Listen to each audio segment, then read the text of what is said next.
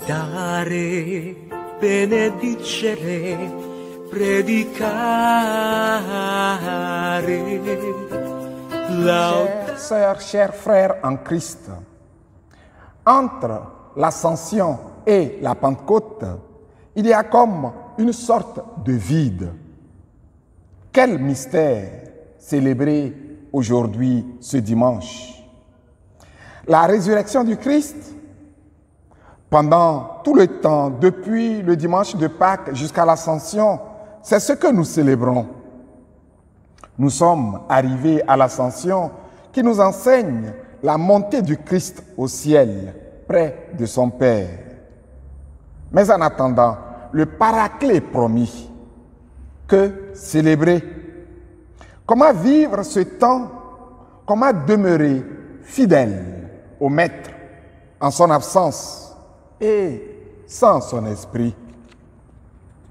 La dévotion populaire parle du Cénacle, ce temps d'intercession pour la descente du Saint-Esprit.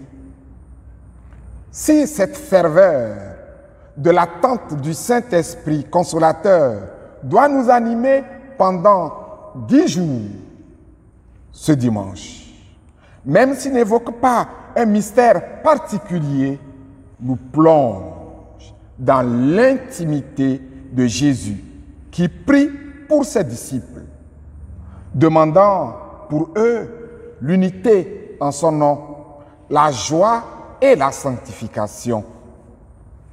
Tout cela, le Paraclet, l'Esprit du Père et du Fils, l'Esprit Saint, le réalise en son peuple, si celui-ci s'ouvre pleinement à la parole de Dieu qu'il a reçue et qu'il a mission de garder et de communiquer. En fait, la grâce de la parole de Dieu communique déjà l'Esprit même de Dieu qui prépare du plus profond de chacun l'aptitude à recevoir en plénitude l'Esprit Saint et à en vivre résolument. Les textes que nous venons d'entendre nous enseignent qu'en fait, l'Esprit du Christ Seigneur est toujours là, qui nous fait vivre constamment dans la fidélité au Maître. Et c'est en vivant de cette manière qu'on reçoit pleinement le Paraclet promis. L'ensemble de ces textes se résume en ce dernier verset de la deuxième lecture, qui demeure dans l'amour, demeure en Dieu et Dieu demeure en lui. Le Christ parti, il faut demeurer en lui pour le rendre présent malgré l'absence. Et on ne le rend présent que par ce qu'il a vécu pleinement et enseigné. L'amour. L'amour de Dieu, l'amour du prochain, l'amour pleinement, l'amour totalement. Saint Jean le rappelle avec force. Puisque Dieu nous a tellement aimés, nous devons, nous aussi, nous aimer les uns les autres. Dieu, personne ne l'a jamais vu. Mais si nous nous aimons les uns les autres, Dieu demeure en nous. Et en nous, son amour atteint la perfection. Aimer pour atteindre la perfection voulue par Dieu. Il est impossible de le vivre tout seul. C'est avec autrui que cette vie de l'amour pour atteindre la perfection voulue par Dieu est possible. C'est avec autrui qui nous révèle justement la présence invisible de Dieu. Et avec autrui, l'amour prend plusieurs formes. D'abord, l'unité. Et par lui, et par cette unité, la joie. La joie, oui, la joie. Qui aime vraiment, suscite la joie. Et pour lui, et pour l'être aimé. L'amour va toujours avec la joie. Nous comprenons alors la belle prière de Jésus pour ses disciples. Père Saint, garde mes disciples unis dans ton nom, le nom que tu m'as donné pour qu'ils soient un comme nous-mêmes. Mais si c'est bien en son nom que les disciples doivent être unis, nous comprenons mieux ce qu'est l'amour véritable.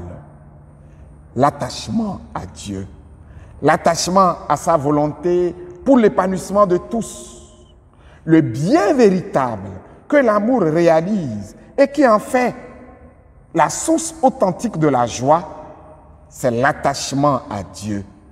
Si tu aimes quelqu'un, tu dois l'attacher à Dieu.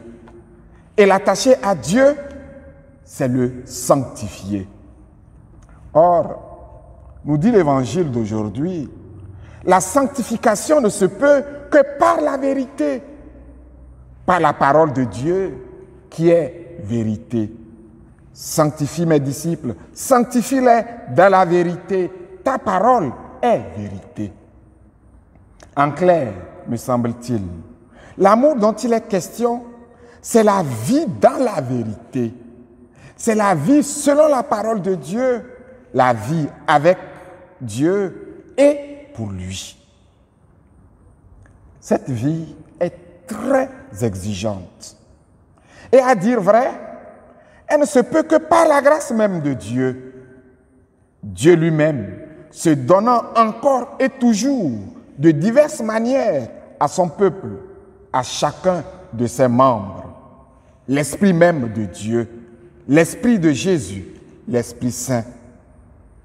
Toute cette semaine, nous sommes invités à appeler cet Esprit sur nous, sur notre Église, sur nos pasteurs, sur tous les chrétiens, sur notre monde qui n'aime pas la vérité. Demandons avec force cet esprit, mais exorçons-nous déjà à en vivre, car en fait, Dieu ne nous laisse jamais seuls. Dès lors qu'il nous a donné sa parole de vérité, il est avec nous dans sa vérité.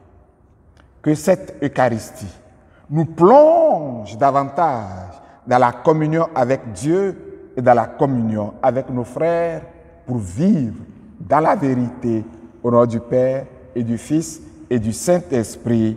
Amen.